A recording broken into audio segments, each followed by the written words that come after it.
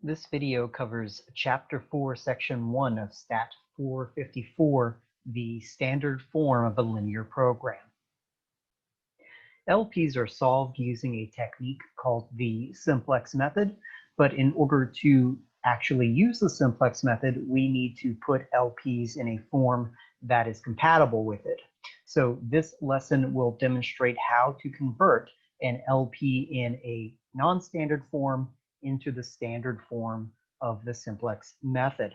So consider this LP, maximize z equal to 20x1 plus 15x2, subject to x1 less than or equal to 100, x2 less than or equal to 100,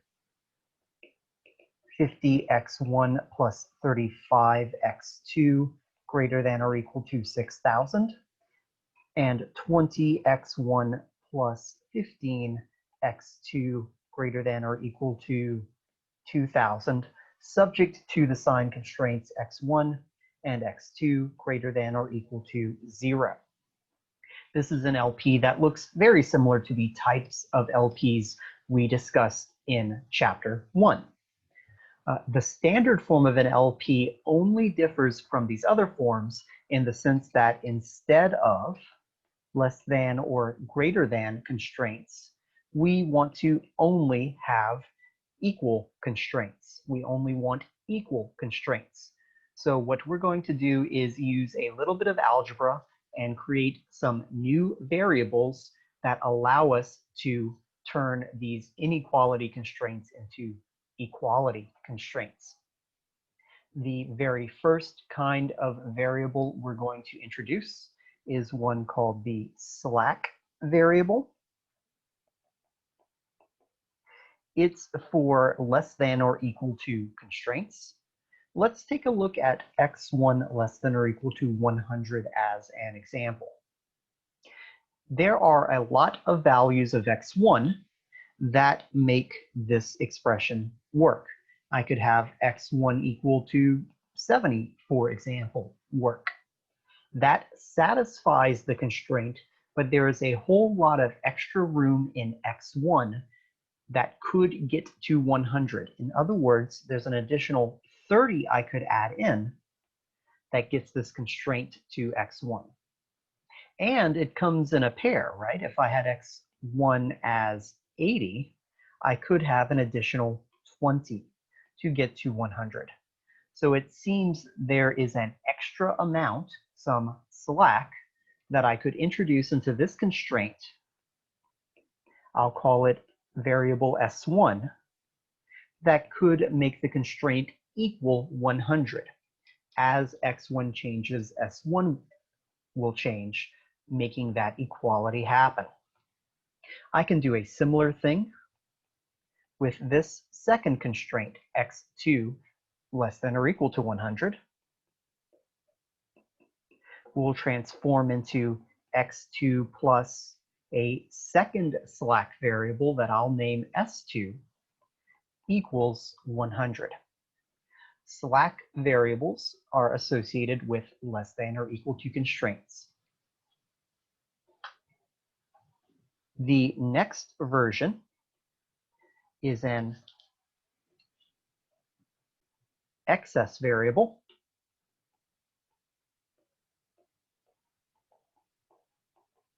And to see what that looks like, let's consider the third constraint in this problem.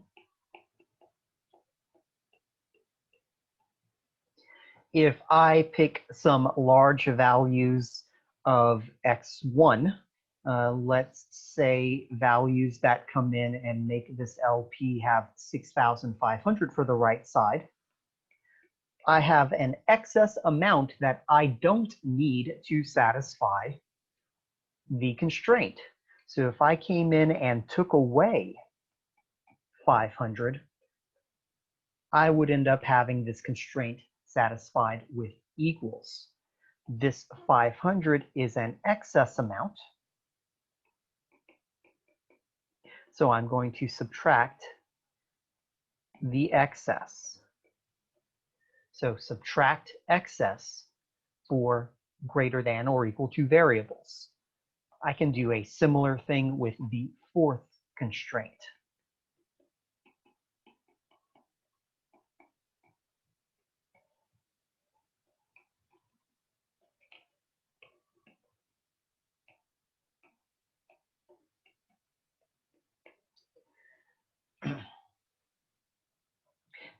Combining all of this information gives me an LP in the standard form, maximize z equals to 20x1 plus 15x2, subject to x1 plus s1 equals 100, x2 plus s2 equals 100,